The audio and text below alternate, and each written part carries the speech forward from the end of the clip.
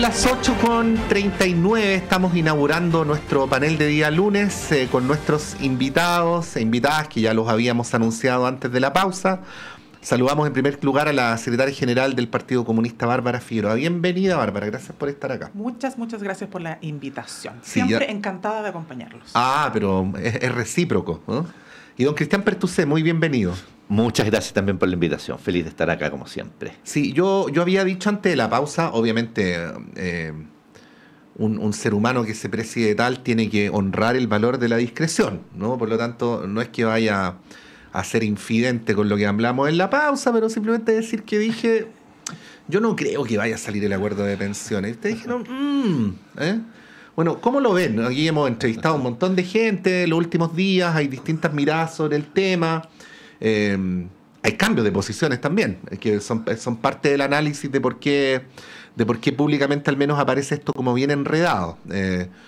Y bueno, ¿cómo lo están viendo, Bárbara? Bueno, nosotros tuvimos pleno del Comité Central del partido ahora el fin de semana, estuvimos en pleno el día 14 de diciembre, y uno de los puntos que analizábamos fue precisamente las reformas sociales en general, ¿no?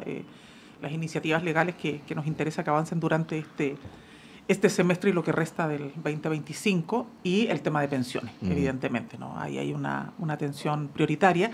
Y claro, uno pudiera decir, o a primera vista pareciera ser que el desafío mayor que hoy día existe para sacar adelante la reforma de pensiones es que no solo se logre un acuerdo, sino que se cumpla el compromiso de poder sacar el proyecto de ley de la comisión en el Senado durante enero. Bueno, del Senado durante enero, ¿no? Avanzar con el calendario que se habían propuesto y que habían acordado entre el Ejecutivo y los parlamentarios, particularmente los senadores, y que eso derive en que el proyecto siga su tramitación en curso, porque ya estuvo un largo tiempo, más de un año, ¿no? Si no me equivoco, 18 meses estuvo en la Cámara de Diputados. Por lo tanto, nadie podría decir primero que estamos frente a un debate, o sea, ya es como bien evidente decirlo, pero bueno, siempre es bueno reafirmarlo. Este es un debate muy urgente que ya lleva muchas décadas. El propio proyecto que hoy día se tramita ha tenido una larga discusión, no es que esté partiendo ahora el debate, y lo que uno esperaría es que las posiciones más obstruccionistas de la derecha en torno a no querer avanzar en este debate de alguna manera para que el gobierno tenga este manto de incapacidad de gobernar, de sacar adelante las legislaciones, quede de lado en función de poder sacar un proyecto de ley que evidentemente no solo es favorable para un gobierno o para quienes están en política, para quienes quieran ser gobierno, sino que es esencialmente beneficioso para los trabajadores y trabajadoras activos. Porque cuando hablamos de pensiones, para que no se nos olvide, no estamos hablando de que, mira, vamos a entregarle pensión a alguien que, no sé, que estuvo abanicándose en las Islas Caimán. Estamos hablando de que son personas que entregaron toda su vida al desarrollo del país, trabajadores y trabajadoras en distintas áreas, algunas de ellas, principalmente mujeres, con muchas lagunas por esto de entrar y salir del mundo del trabajo formal, producto de las labores de cuidado, entre otros, y por lo tanto, hacerse cargo de esto es también hacerse cargo de poner en el centro a los trabajadores y sus familias que han aportado toda la vida al desarrollo de Chile. Entonces, en ese sentido, uno podría decir, este largo tránsito de debate debiera derivar en algo positivo. Porque hoy día uno podría decir dónde está el tope mayor en el cumplimiento del acuerdo suscrito, es decir, que se cumpla con el tiempo de legislación y de tramitación y que dejemos de lado la política más pequeña, electoral, pensando en la presidencial del 2025, en algunos sectores de la derecha, y que se avance en sacar este proyecto de pensiones. Pero a ver, yendo al proyecto en sí, ¿no? Tiene dos partes, ¿eh? Hay una de la cual los medios hablan mucho menos, que es la separación de la industria. Sí. En eso no hay acuerdo, ¿no? Y no se sabe si podría salir del Senado algo que parezca un acuerdo, ¿no? Luego está la distribución del 6%, con cargo al empleador. Y ahí, bueno, más que la obviedad de que tampoco hay un acuerdo, uno ve diferencias conceptuales importantes, porque tenemos a un partido republicano que dice 0, ¿no? Y tenemos a un Guillermo Ramírez que, después de decir otra cosa, el fin de semana dijo más o menos 0, ¿no? No hay piso para llegar a un acuerdo respecto al reparto. Pero desde el otro lado también está esta paradoja, Bárbara, Cristian, de por un lado la necesidad de llegar a un acuerdo, pero que ese acuerdo no sea a cualquier precio, ¿sí? A cualquier acuerdo. Y quiero poner dos parámetros que no los he fijado yo, sino que los han fijado algunos entrevistados que tuvimos acá en la radio. Juan Ignacio Latorre dijo, un 5-1 no flota por ningún lado, dijo textual, ¿no? Alejandra Sepúlveda dijo más temprano en la mañana, el mínimo para que las jubilaciones mejoren ahora es un 2,8, ¿no? Y luego agregó el 1 o el 0,5 no cumplen con el propósito, ¿no? Pero uno ve que la oposición no está dispuesta a ir más allá de eso. Entonces ahí es donde a mí no me cuadra la figura, Cristian. Ya, partiendo, yo creo, también estoy optimista y espero que salga un acuerdo. Sin duda, y como lo dije también, la pausa, que no, van a ser los guarismos. Y aquí efectivamente el tema de cómo se va a repartir el 6%, o sea, yo creo que allá hay un acuerdo que hay que aumentar en un 6%, si bien hay otros mecanismos, pero el 6% es como el mecanismo que ya está definido, y dónde van a ir esos recursos. Claramente es muy difícil y dado también, estoy pensando un poquitito en las encuestas y también la política vive un poquitito las encuestas, o sea, las encuestas hoy día mayoritariamente dan que el 6% vaya en su totalidad al ahorro individual, ¿cierto? Sí. Pero creo que efectivamente las posibilidades, y Bárbara lo decía muy bien, las posibilidades de cómo compensar, ¿cierto?, las lagunas que tienen las mujeres, sobre todo, ahí puede haber efectivamente, yo creo que puede ser una compensación efectivamente en esos ahorros, ¿cierto?, hacia las mujeres principalmente o exclusivamente, ¿cierto?, hacia las pensiones de las mujeres, para generar, porque además no solamente las lagunas, es también porque tienen el periodo de ellas de vida, entonces si trabajan el mismo tiempo, ahorran lo mismo, reciben menos pensiones. Entonces, para hacerlo en simple, digamos.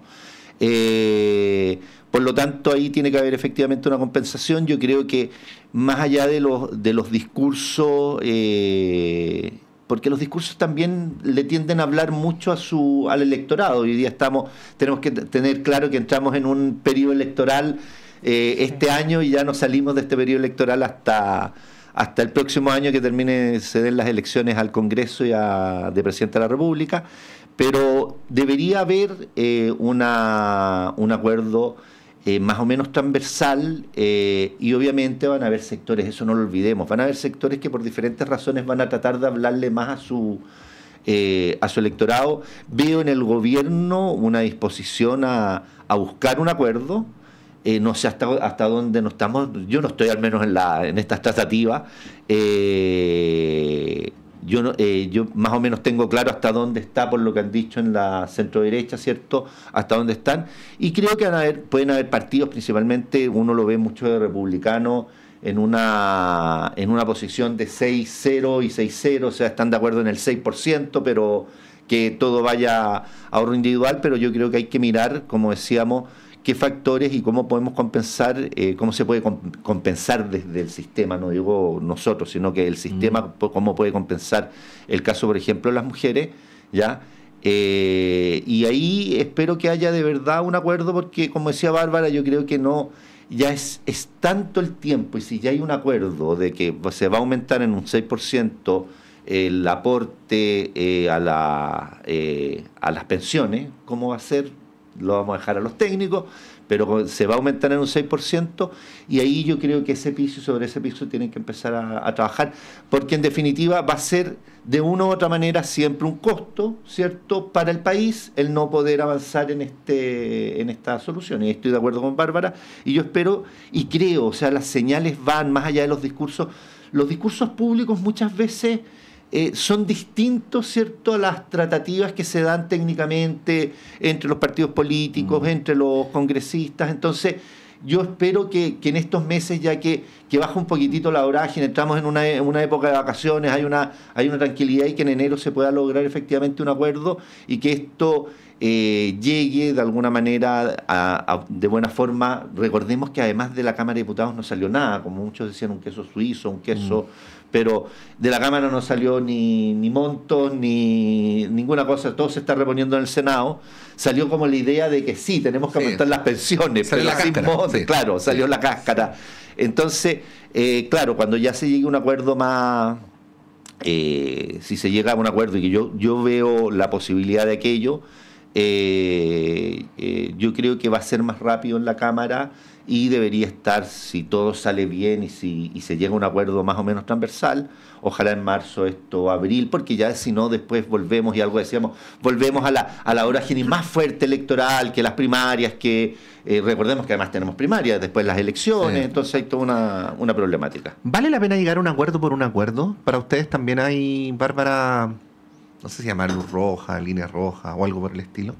O sea, llegar a acuerdo por llegar a acuerdo no. Porque si hay algo, probablemente, a propósito de otro debate, ¿no?, que tiene que ver con las reformas políticas, o la reforma política que han planteado, ¿no?, este acuerdo entre senadores que se presentó hace un par de semanas.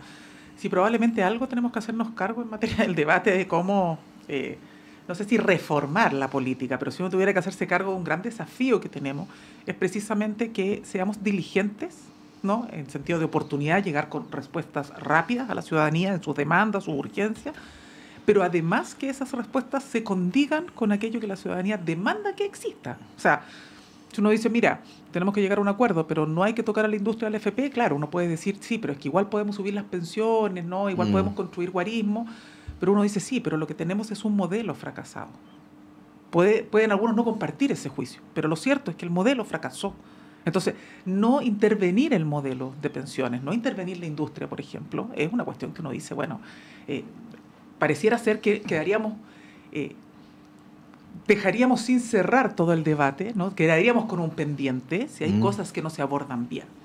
Ahora, eso respecto, digamos, del debate de la industria, de la separación de la industria, que es una cuestión relevante, y sobre la distribución digamos, del aumento de la cotización también. O sea, si esto no tiene algún elemento que efectivamente genere un mecanismo, a algunos no les gusta hablar de reparto, ¿no?, le llaman, no sé, buscan cualquier otro concepto, pero bueno, algún mecanismo de solidaridad dentro del sistema, también se hace insostenible en el tiempo, pensando en que hoy día tenemos que garantizar que suban las pensiones de los actuales jubilados. Y eso va a requerir un esfuerzo de todo, pero es un esfuerzo hoy día para que mañana ocurra lo mismo conmigo. O sea, no es que, mira, yo me esfuerzo hoy día por ti y mañana todos me dejan abandonado. No, o sea, hoy día nos esforzamos todos por todos, digamos, ¿no? Esa es la lógica como dinámica que va a tener y que tienen los sistemas de reparto y de solidaridad. Y ahí, claro, no cualquier guarismo cuaja, ¿no? Y nosotros hemos sido persistentes, lo dijimos en la declaración pública que emanamos de nuestro pleno. Nosotros esperamos que se cumpla el acuerdo en torno a la propuesta del gobierno. Y esos son 3 y 3. Ahora, efectivamente, ¿esto tiene que negociarse? Sí, tendrá que negociarse si nosotros no somos ciegos. Pero lo que nos corresponde a los partidos es partir de la base de lo que nosotros consideramos que es la mejor propuesta, que es lo que el Ejecutivo había planteado. Sin que eso tampoco sea suficiente. Sí, lo que pasa es que uno ve desde afuera que estamos a años luz de eso, Bárbara, del 3-3.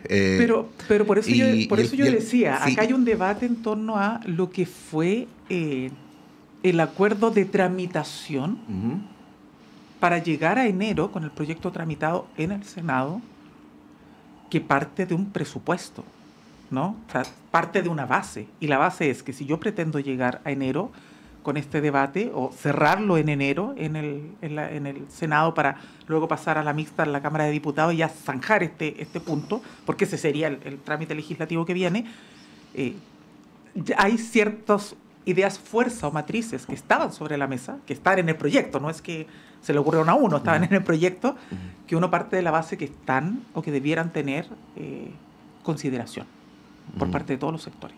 ¿Ah? Pero insisto, a nosotros lo que nos corresponde y lo que nos parece más coherente es que efectivamente esto sea en torno a la propuesta del Ejecutivo, no un acuerdo por acuerdo, porque si no, finalmente también con eso nos puede ocurrir lo que estamos viendo a la vuelta de la esquina, lo que nos pasó con la ley de ISAPRE, la ley corta, ¿no? Que damos una resolución, pero finalmente esto no termina con el efecto que nosotros esperamos, que es la satisfacción de que, mira, se está legislando, se están resolviendo cosas, sino que quedamos como con la sensación de que quedamos peor en vez de que en esa misma línea, Cristian, lo hemos hablado aquí varias veces, algunas de modo doliente, ¿no? Voy a decir algo que suena como naif en el Chile de diciembre del 2024, pero que debería ser una obviedad, ¿no? Hacer política para mejorarle la vida a las personas, ¿no? Es como una obviedad, pero vuelvo a insistir, como que suena un poco naif en el Chile actual. ¿Tiene sentido, Cristian, discutir un guarismo, ya que hemos hablado de esa cuestión más general, de cómo reconectamos a la ciudadanía con la política y renovamos el contrato social, en fin? ¿Tiene sentido negociar un guarismo que no mejore las pensiones ahora? ¿Qué es lo que incluso técnicos de derecha, para no hablar solo de los de izquierda, han dicho respecto a proporciones como el 5,1, 5,5, 0,5, en fin?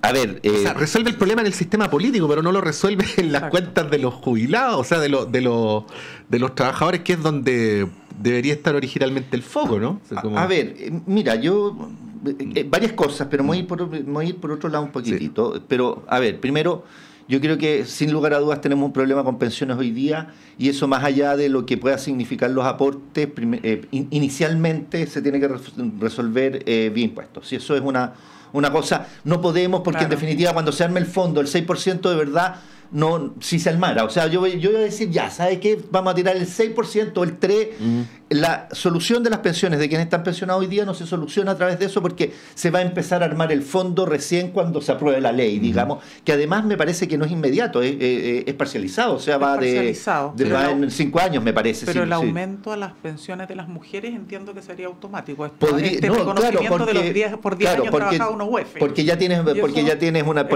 un fondo, pero en términos generales, y supongamos ya, me voy a ir con el tema de la compensación que se hablaba, ¿sí? Eso también se podría ocupar inmediatamente para ir mejorando el tema de las mujeres.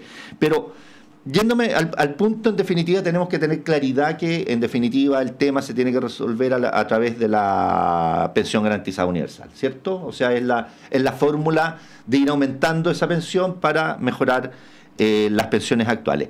El tema de las pensiones futuras, yo ahí voy a diferir un poco de Bárbara. Desgraciadamente también los sistemas de reparto y solidarios han tenido problemas grandes en el mundo y han fracasado, porque hoy día tenemos la famosa pirámide, ¿cierto? La tenemos un poco dada vuelta y tenemos toda una problemática. La gente está viviendo más años, entonces la base que antes sostenía, los trabajadores que sostenían las pensiones, y ahí hay un problema también. Entonces tenemos que pensar, yo creo que tenemos que pensar el sistema muy bien de largo plazo, pero me quería ir a otro punto. Y yo escuchaba a Bárbara ahora, y del famoso 3-3, y me pasa un poco, y me quiero ir al tema de la necesidad de la reforma del sistema político, que de alguna manera hablaba Bárbara. ¿Por qué lo digo? Porque el tema del 3-3 fue una propuesta que se hizo en el gobierno de Sebastián Piñera en su minuto. Estaba el 3-3 y se negó por parte de la oposición, y después llegó una nueva propuesta también con 3-3 por parte del actual gobierno, con la oposición que había presentado la anterior, y se niegan a eso. O sea, ¿a qué es lo que voy, en definitiva? Que en definitiva hoy día estamos viendo un sistema político, un sistema partido, un régimen en el Congreso, un régimen de gobierno en el Congreso. ¿Cómo que se configura? Bueno, yo soy contrario al régimen presidencialista, usted lo sabe, don Patricio, yo soy muy parlamentarista, pero está bien, eso es otro lado, pero siempre lo pongo. Pero tenemos que pensar también esto. Serás una minoría, sí, por lo menos por algunas décadas. Pero seguiremos dándole seguiremos dándole ese tema. Tiene sentido, pero ¿qué es lo que voy? En definitiva, desgraciadamente, lo que yo vengo sosteniendo un tiempo a esta parte, desde al menos, y de alguna manera ya se mostró en el gobierno del presidente Ricardo Lagos, después en el primer gobierno de la presidenta Bachelet, y así sucesivamente, oposiciones muy irresponsables, que en definitiva le tienden a hablar a su sector, tienden a, de alguna manera, esta frase a negar la sal y el agua a los gobiernos, a no buscar acuerdos, a tratar de poner sus posiciones intransigentes, y yo creo que ahí tenemos un problema en el sistema político. O sea, si nosotros hoy día estamos pensando en un 3-3 que hace 5 o 6 años atrás se presentó en el gobierno del presidente Piñera, otro gobierno, hoy día lo niega la propia centro-derecha porque han cambiado las condiciones, no está lo mismo, no tenemos el tema del estallido, una serie de cuestiones, es porque, o sea, tenemos que darnos cuenta que tenemos un problema en el sistema político de cómo están actuando las oposiciones, que en definitiva se atrincheran, como lo decía de alguna manera, me parece que lo decía Bárbara, no, pero se atrincheran en sus posiciones, tienden a hablarle mucho, y tú lo planteabas, o sea, más que de pensar en el bienestar del país, de pensar en el sistema, es cómo le hablo yo a ese núcleo duro que me mantiene, digamos, o que me mantiene una votación básica, después puedo ir mejorando, ¿cierto? Y yo creo que ahí también tenemos que pensar mucho en cómo tenemos que ir en paralelo en esto un poco de la reforma de pensiones, también con las reformas políticas. Ahí dudo que se logre una reforma una reforma electoral en este periodo, pero tenemos que pensarlo porque hoy día tenemos desgraciadamente no quiero decir disciplina o indisciplina, pero una irresponsabilidad en el actuar muchas veces de las oposiciones o de los liderazgos políticos, porque tienen muchos incentivos para ser muy individualistas. ¿Ya? Entonces, ahí a mí me preocupa. O sea, si nosotros pensamos y estamos volviendo a hablar 5 años después del famoso 3-3, eso ha pasado porque diferentes oposiciones se han ido oponiendo y que han estado en ese 3-3 en diferentes momentos. No sé si me entiende. Sí. Algo no está pasando en el sistema político. Bárbara, ¿algo que agregar? Sí, yo creo que ahí, en honor a las precisiones, ¿no? Efectivamente se ha discutido sobre guarismos equivalentes, ¿no? En distintas administraciones. No obstante, yo diría que esta reforma, a diferencia de la que se presentó en el gobierno de Sebastián Piñera, se hace cargo del problema, por ejemplo, con la división de la industria, es decir, se hace cargo de algo que no estaba en el proyecto de Sebastián Piñera, que se presentó en la administración anterior, en torno a hacerse cargo de que las AFP no son el mejor sistema y que por lo tanto requieren una intervención. Entonces, creo que eso coloca un matiz porque hace diferencias. O sea, uno, si bien yo comparto el diagnóstico, tenemos una dificultad, ¿no? Porque efectivamente los incentivos tienden a ser mucho más positivos y refuerzan mucho más el que tú actúes como oposición. Sí, el antagonismo, ¿no? Claro, conflicto. exacto, porque te da visibilidad, te permite, bueno, muchas cosas probablemente que son y se requieren, digamos, para el ejercicio de la política y de instalar posiciones, pero claro, son un incentivo bien perverso, porque a la hora de terminar resolviendo demandas ciudadanas, que es lo que finalmente se espera, ¿no? Que el sistema político funcione para resolver las necesidades, no da el ancho, pero también ahí, en honor, digamos, al rigor, también uno tiene que dar cuenta de que no estamos discutiendo hoy día el mismo proyecto que discutimos con Sebastián Piñera, ¿no? Entonces, también, porque si no, también eso es complejo, porque hoy día si no se dice, bueno, pero es que antes cuando Piñera propuso el testeo ustedes se negaron, sí, pero es que no era el mismo proyecto, ¿no? Los espíritus son distintos. Por eso es importante también esos, digamos, tener esos pulsos. Y claro, eso es difícil en el debate que estamos teniendo porque el debate se coloca, digamos, en un ámbito que cuesta, digamos, como escarbar en este tipo de detalles, ¿no?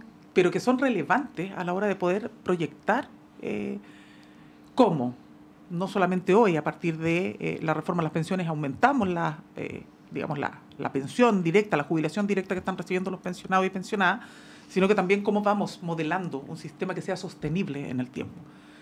Insisto, y eso no estaba tan nítido en el proyecto, para ser generosa, no era tan nítido en el proyecto que presentó Sebastián Piñera. Y creo que por eso también es que se ha dificultado mucho más. Y claro, efectivamente hoy día tú tienes a los sectores de republicanos que en el fondo de esto están haciendo un gallito mirando a la presidencial, digamos, ¿no? Como se instalan con su candidato presidencial. Sí. Está bien, legítimo, pero es importante develarlo, ¿no? Porque, insisto, creo que hoy día la piedra de tope no es solo ideológica, de quienes defienden el modelo de AFP, que tienen el legítimo derecho a defenderlo, ¿no? Pero no es solo eso. Creo que está íntimamente cruzado con algo mucho más pequeño, que es el debate presidencial, y que algunos aquí hoy día no van a querer que avance el proyecto, ni siquiera por una convicción ideológica, sino que simplemente calculando, con calculadora en mano, pensando en si esto va a tener un rédito para el 2025.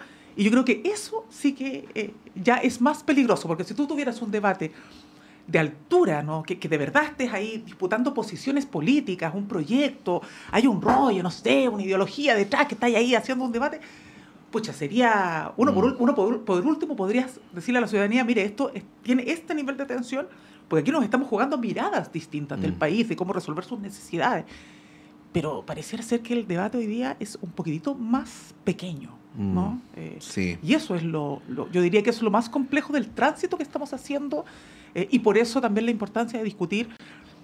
Claro, yo no comulgo, digamos, con la iniciativa, y nosotros como partido no comulgamos con la iniciativa que presentaron los senadores, pero claro, efectivamente hay que discutir sobre cómo estamos haciendo la política, porque si no somos capaces de llegar con respuesta, lo único que generamos es más insatisfacción, más molestia con el sistema y con la ciudadanía, que no es que no quiera participar, pues ya nos dejaron clarito en las últimas elecciones que no es que yo esté tan desafectado que no voy a dar ninguna señal y no voy a ir a votar, todo lo contrario, voy a ir a expresar mi posición. Sí. Claro, y pasa además que uno hipotéticamente, no, esto no es una verdad científica, ¿no? Deduce que al menos hasta nuevo aviso el Partido Republicano renunció a ser mayoría, o lo tiene dentro de su horizonte más próximo, ¿no? Más bien está en el propósito de cultivar su minoría, ¿no? Su buena minoría. Pero bueno, hipótesis. Algunos le llaman a eso construcciones más estratégicas. ¿Ah? Eso. Lenin, yo creo que de esto podría hablar mucho. Yo no sé si trabajan con Lenin sobre la mesa o qué, pero... Es verdad. Oye, vamos a un breve alto y después seguimos conversando.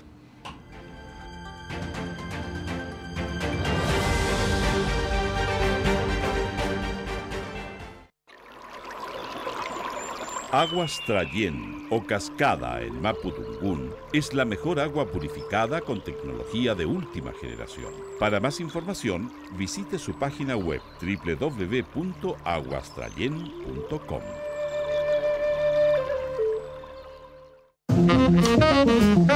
Hola, soy Miguel Veracifras y quiero invitarlos a escuchar Olo Jazz todos los lunes a las 20 horas por Radio Universidad de Chile. La cultura, el arte y sus comunidades. Un espacio para la discusión, improvisación y la escucha social. Olo Jazz, lunes, 20 horas.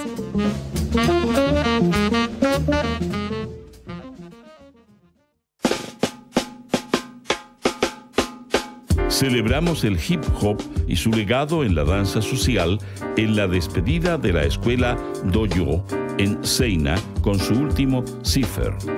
El viernes 20 de diciembre a las 19:30 horas en el Centro Cultural Seina, Arturo Prat 33, Santiago Centro. Compra tus entradas en Punto Ticket. Colabora Radio Universidad de Chile.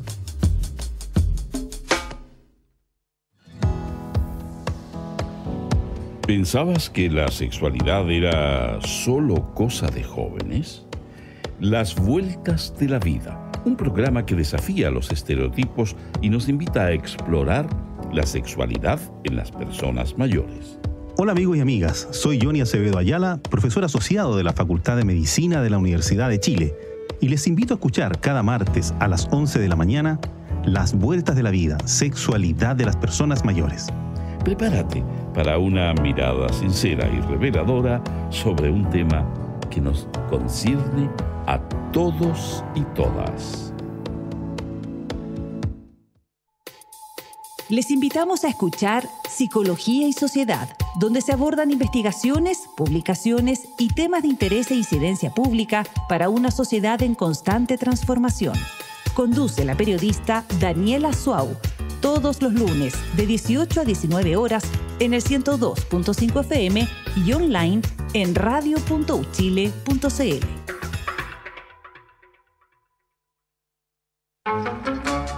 Radio Universidad de Chile le invita los lunes a las 21 horas a buscar en conjunto el Bello Cine. Una conversación musical para encontrar las buenas señales, para volver a creer en un país digno, para buscar un mejor destino, para buscar un bello cine. Un programa creado y conducido por Argos Geria.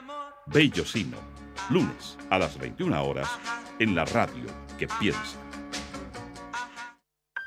Estás escuchando Radio Universidad de Chile, la emisora insignia de la música chilena, reconocida como radio fundamental por la SCD 2024.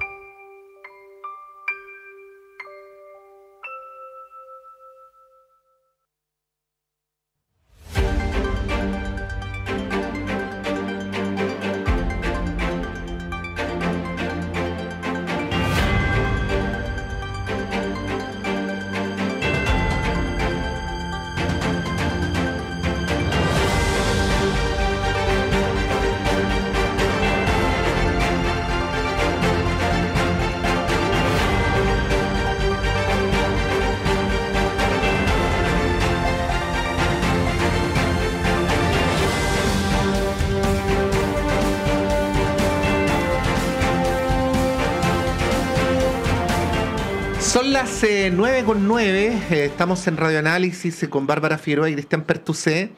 Les quiero llevar al tema de la migración y de las medidas que está promoviendo el gobierno en este momento. Me darían ganas de decir muchas cosas, pero la idea es ordenarnos, no desordenarnos, ¿no? Déjenme decir un par. A propósito de la entrevista que le hacíamos recién a Valesca Ureta, Cristian, y que tuve en la última parte, vi que la estaba siguiendo con bastante atención. Lo primero, Hay una instalación del tema de la regularización que obviamente va a contracorriente del sentido común imperante en el sistema político, ¿no? Y que el gobierno lo impulsa, lo da por razones de Estado. Y ahí hay una primera cosa que les quería preguntar cómo lo ven. Yo por lo menos lo veo como de sentido común, pero en el sistema político como que no parece mucho de sentido común, ¿eh? Y lo segundo es una pregunta. Si nos ven en el subsecretario Cordero, esto es muy incipiente, ¿eh? Si no ven un matiz con respecto al subsecretario Monsalve, en el sentido de que el subsecretario Monsalve se posicionó muy fuertemente, hasta antes de los hechos que todos conocen, como, comillas, un sheriff, ¿no? De alguna manera respondiendo a la demanda de más seguridad pública, y en cambio un Cordero que al menos en las últimas 72 horas, por eso digo que es muy incipiente, por un lado instala esta idea de la regularización a contracorriente del sistema político, pero también contradice, en vez de reforzar, la idea de la terapia de shock que propone el Partido Republicano, ¿no? E insiste, y dice, no por ser buenista, en que el combate al crimen organizado pasa por soluciones integrales y no solamente por soluciones represivas, ¿no? Esta es una narrativa que al subsecretario Monsalve se la habíamos visto poco, ¿no? Bueno, ¿cómo lo ven, Cristian? Bueno, a ver, yo creo que los temas de regularización cuando uno tiene migraciones fuertes como en Chile son necesarios, digamos. Si no podemos tratar de tapar el sol con un dedo. Sin lugar a dudas es necesario, tenemos que saber las personas que están acá, tratar de tener el máximo regularizado y en definitiva, porque de alguna manera siempre se le está prestando, digamos, un servicio público en diferentes materias, desde salud, educación a los niños, que son obviamente derechos que no se pueden conculcar a ellos. Y yo creo que es necesario. Y claro, el problema que uno está observando, y tú dices, va contracorriente, porque efectivamente yo creo que en el país, en la población, se ha generado, y hemos hablado de aquí una idea bastante antimigratoria y con hartos atisbos de una xenofobia importante que yo creo que nos tenemos que preocupar como país. O sea, hay una sensación, y se ha mostrado en algunos hechos concretos, pero hay una sensación contra el inmigrante. Yo siempre, cuando converso, digo, recordemos que este país es un país construido principalmente migrante, y yo creo que la política pública en este sentido tiene que tender justamente a eso, cómo regularizamos sin generar, obviamente, que esto signifique que cualquiera que va a volver a entrar y que entre pero tenemos que buscar mecanismos, digamos, para regularizar una población que ha aumentado, no tengo las cifras ahora, pero ha aumentado de una manera importante la cantidad de personas provenientes de otros países. Respecto al tema Cordero Monsalve, yo creo que, bueno, yo creo que hay un hecho importante que obviamente ha cambiado un poquitito el eje, que es la creación propiamente del Ministerio de Seguridad Pública. Entonces hoy día están enfocados todo esto a ver cómo se instala este ministerio, qué va a hacer, y le ha quitado un poquitito, no sé si el peso de la prueba a la subsecretaría, que no puede dejar de cumplir su rol hasta que esté instalado el ministerio, pero obviamente hoy día hay una sensación de que esta nueva institucionalidad tiene que llevar, entonces el ministro Cordero puede tener o el subsecretario, perdón, todavía me quedé con el ministro. No, el subsecretario. Yo creo que lo que te traicionó no es el Ministerio de Justicia, claro. Lo que yo te traicionó es que yo creo que está... Sí, que puede ser. El ministro de Seguridad Pública antemano. Sí. Pero teniendo un perfil distinto, ¿no? Sí puede ser.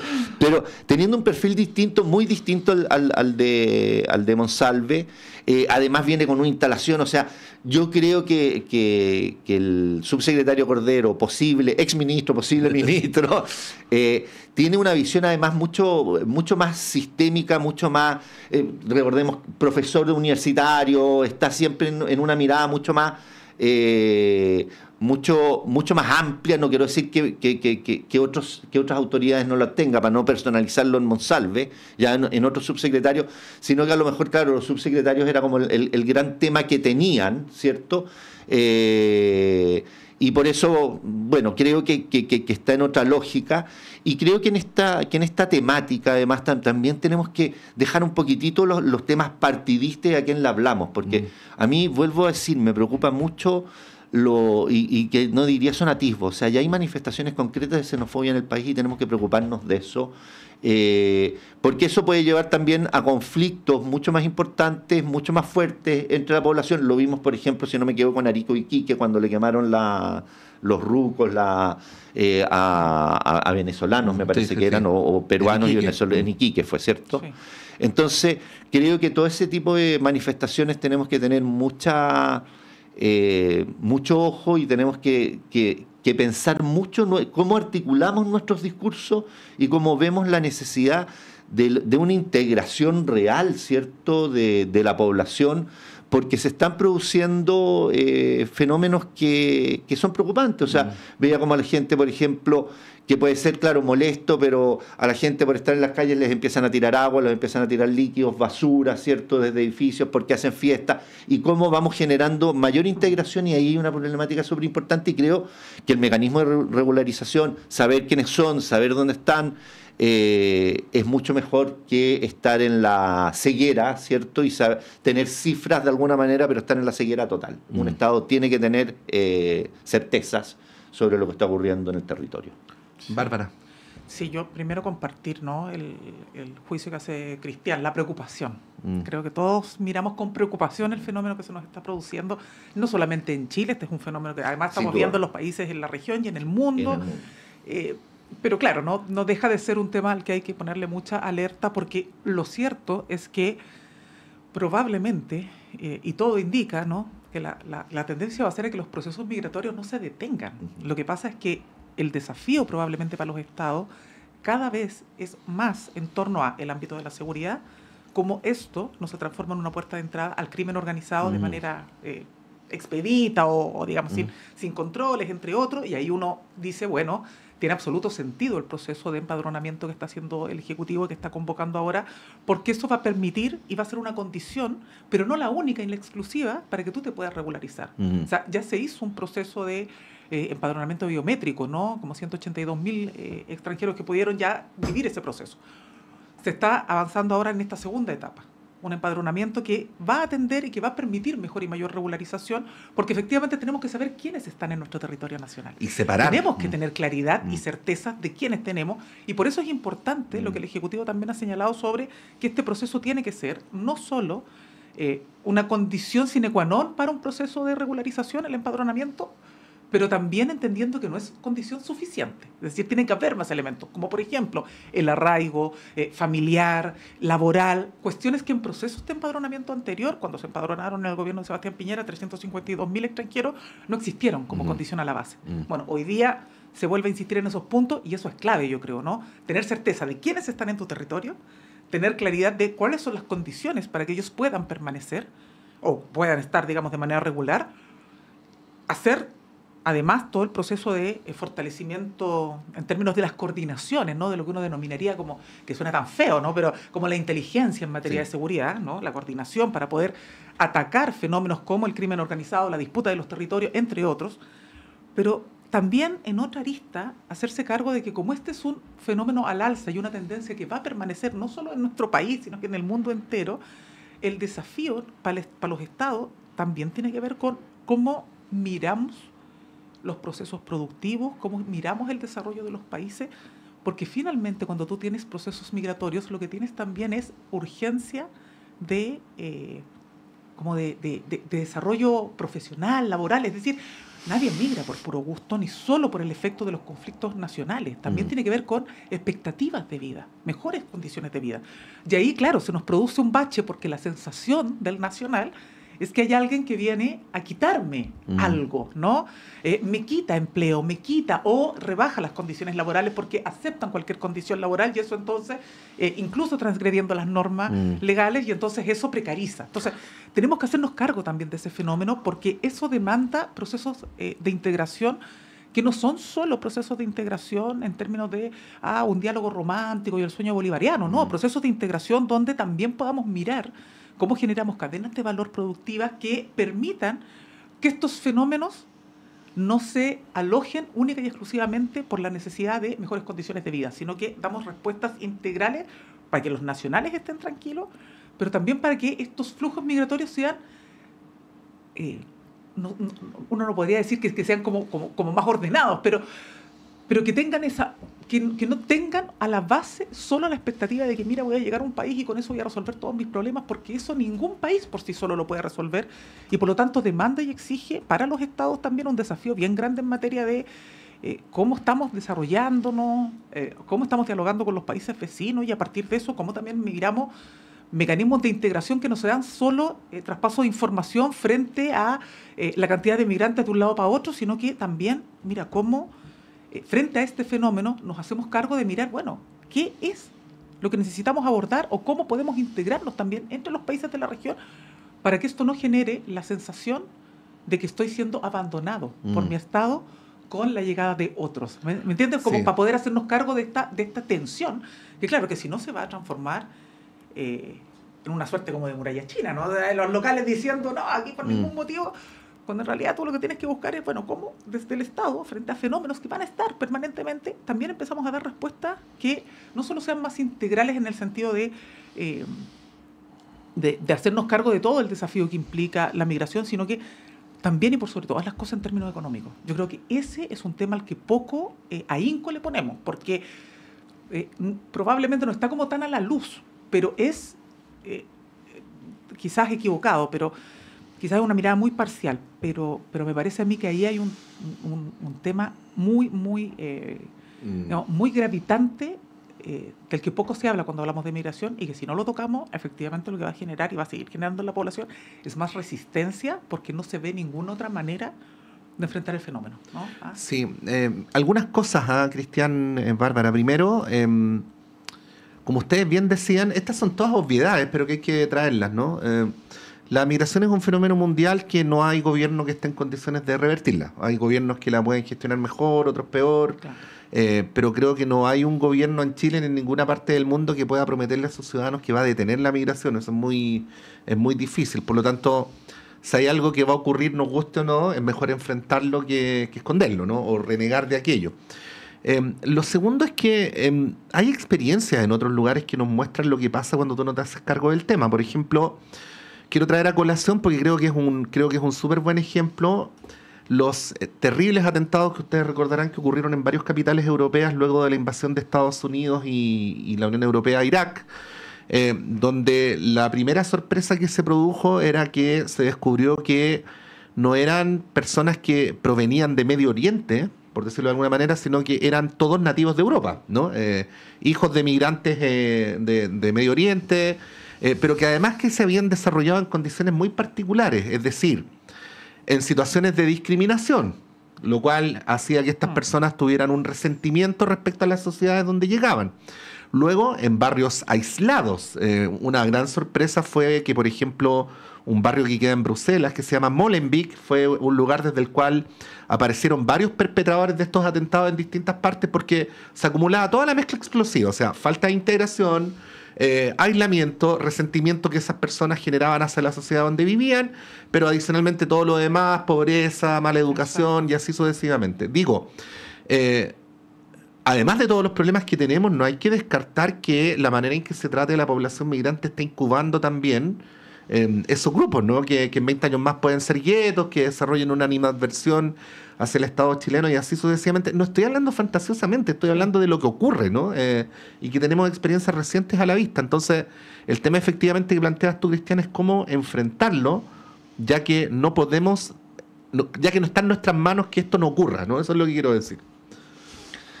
Bueno, estaba tomando hartas notas aquí. A ver, primero me voy a referir un poquitito a lo que decía Bárbara. Yo estoy totalmente de acuerdo con Bárbara en términos que tenemos que ver también el tema del desarrollo, del crecimiento económico. Chile está con tasas de crecimiento que son bajas. Creo que el potencial, por lo que entregan algunos, el potencial de crecimiento del país para los próximos años es mejor y claro, esto se produjo aquí, se viene produciendo desde la crisis, desde el estallido social, la pandemia, y ahí se generó todo un tema y obviamente recuperar, pero hay un tema ahí que es súper importante porque efectivamente hoy día estamos con tasas de desempleo que, seamos sinceros, son preocupantes, o sea, están muy estables, no han descendido, o sea, los puntos que pueden descender o subir o bajar de un mes, pero estamos con tasas del 8,5, ¿cierto? Y eso es preocupante y eso afecta, y eso pensemos que están sobre los trabajadores, y voy a tomar un punto aquí, sobre aquellas personas que estaban trabajando en periodos anteriores, Exacto. En definitiva, no regularizados. O sea, tenemos Exacto. Además todo un mundo y que se puede estar provocando por... y yo creo que hay mucho mito, o sea, pero también puede haber que, oye, me quitó un trabajo un extranjero, porque claro, un extranjero no regularizado no le paga seguridad social, entonces tienes una serie de... Entonces hay una informalidad... O sea, la irregularidad de un extranjero atenta mucho más contra la estabilidad del trabajador chileno que su regularización. Obviamente, eso es lo que voy, obviamente. En el mundo agrícola, sin ir más lejos, hoy día la cantidad de temporeros... Bueno, que siempre, claro, y que vienen muchos, o sea, hay gente que viene mucho, sobre todo de Bolivia. Sí. Veía el otro día unos indicadores, viene mucha más gente de Bolivia que de Perú a trabajar en temporada. O sea, aquí hay un tema, sin lugar a duda, súper importante, que tenemos que pensar el tema del crecimiento económico, el desarrollo económico, cómo integrar también a los profesionales. O sea, hay un tema muy importante, y también desde la pequeña y mediana empresa, porque también ha tenido hoy día, y estamos pensando en si, porque hoy día tiene un impuesto rebajado respecto, y estamos en toda la discusión. Bueno, ahí hay un tema fundamental, y yo estoy de acuerdo con Bárbara. Todavía Chile, y por eso también tenemos bastantes migrantes en Chile, más que en otros países. Colombia mucho más que nosotros, pero no se quedan en Ecuador, no se tienden a quedar en Perú, tampoco en Bolivia ni en Argentina todavía, puede ser, ahí tenemos que ver cómo, pero todavía está la sensación de oportunidades en Chile, el sueño chileno, si lo queremos poner de alguna manera. Entonces, ahí hay todo un tema que tenemos que pensar como país, sin lugar a dudas, y cómo vemos este tema del crecimiento. Y ahí esto es para este gobierno, para el próximo que venga, y es una necesidad súper imperiosa, porque además afecta a la población chilena directamente y a todos los que están llegando. Después, el tema, lo que tú decías, sin lugar a dudas, y yo creo que obviamente no lo voy a poner en una tensión de locales contra extranjeros, sino que obviamente cuando llegan ciertos grupos, a Chile, y ciertos grupos extranjeros van buscando nichos de oportunidades, y yo creo, tú lo hablabas, cómo se fueron creando estos grupos antisistemas o terroristas en Europa. Aquí yo creo que estamos viendo la manifestación de otra manera, que es el crimen organizado, el sicariato, el tráfico de droga, o sea, lo estamos viendo en ese aspecto. Ayer nomás veía, hoy día antes de venirme a la televisión, 2 jóvenes muertos estando jugando fútbol. O sea, salieron, no sé por qué razón fue, pero estamos viviendo una situación de un crimen que en Chile no estábamos acostumbrados. Y eso es sumamente relevante, y eso no tiene que ver si con migrantes o no migrantes, tiene que ver un poquitito con lo que tú decías. Se van generando ciertas condiciones de que las personas buscan una oportunidad, buscan el nicho de oportunidad, el espacio donde pueden, se les está dando en el crimen. Había un crimen que no existía, al ser más duros tienen, podríamos decirlo entre comillas, más oportunidades, al ser más violentos, más oportunidades. Entonces yo creo que esa manifestación que se está dando a nivel de Chile y de Latinoamérica, lo estamos viendo principalmente en justamente la conformación de grupos de crimen organizado que están ocupando justamente esas medidas, y no es la guerra porque no hemos invadido a nadie, no es lo que se producía en Europa o en Estados Unidos con los atentados, pero sí yo creo que la manifestación está en eso, el crimen organizado, la generación de grupos, la generación de espacios donde se están coordinando, y vemos una coordinación también entre los grupos, más allá de las peleas entre ellos o los que tratan de mantener ciertos territorios, pero en eso lo estamos observando, creo yo, hoy día. Bueno, grandes temas, tenía más temas esta mañana, pero se nos fue, de repente no está mal abarcar menos y profundizar más, así que muy bien. Bárbara Figueroa, muchas gracias, que tengas un buen lunes. Muchas gracias. Y una buena semana. Buena semana para todos. Y un buen fin de año. Sí, ya estamos en los descuentos. Se nos va el año ya. Don Cristian, misma cosa. Muchas gracias y feliz de estar acá como siempre. Muy buen debate. Bueno, continúa no ha terminado, continúa la discusión sobre al menos legislativa, sobre el reajuste del sector público, pero además está abierta la conversación sobre la legítima confianza, cómo se va a resolver institucionalmente esto, así es que a la vuelta de la pausa nuestro colega Diana Porras va a entrevistar al presidente de la ANEF, José Pérez, para que nos actualice respecto al estado de esta discusión, de estas discusiones además que tienen que ver con este tema mayor, que es la situación de los trabajadores del sector público en la institucionalidad chilena. Vamos y volvemos.